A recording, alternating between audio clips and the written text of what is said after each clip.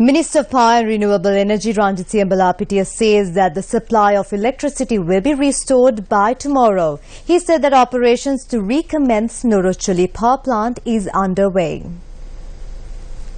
The latest island-wide power outage, which started at around 2:20 on Sunday afternoon, occurred due to an explosion in a transformer at the Biagama substation of the Ceylon Electricity Board.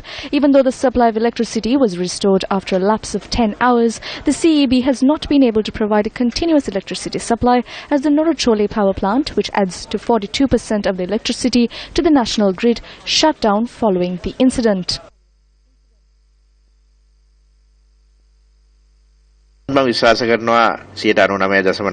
Come tomorrow morning, 99.9% of this issue will be resolved. When the Norochole power plant gets disconnected from the national grid, the system shuts down for the protection of the 3 generators.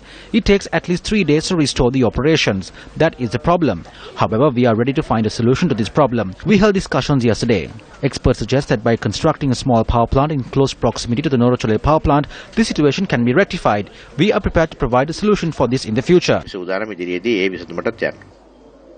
However, the scheduled power cuts by the Ceylon Electricity Board had caused severe discomfort to those living in many areas.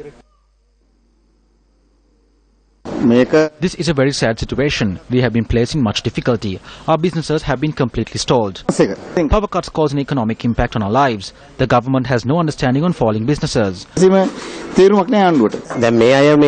reason provided for these power cuts is a breakdown at the Norochole power plant. But this is not the first time that the Norochole power plant shut down. There were no power cuts at previous instances. The government needs to find a solution without burdening the public in this manner. A number of views were expressed regarding the power cuts at media briefings held today. The cost per unit of electricity when supplied by the government is less than 10 rupees. However, the cost per unit of electricity supplied by private companies is between 20 and 70 rupees. Agreements have been signed on these terms with the CEB. According to these agreements, a huge racket is taking place. Pardon me for saying this, but a certain mafia is in force within the Ceylon Electricity Board. Certain engineers are taking undue advantage of the situation there. A minister from the government has the responsibility to look into these matters.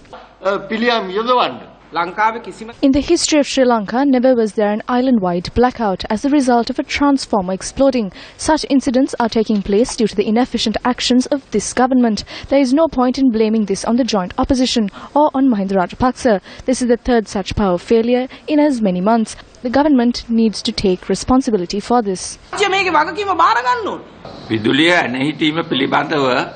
The story presented to us with regard to the power cuts is not one we can easily accept. There is no excuse that the engineers can give here. Just because there was a fault in one place, this does not mean that the entire system has to fail. If that is the case, either the engineers are a bunch of fools or there is a group conspiring within the engineers.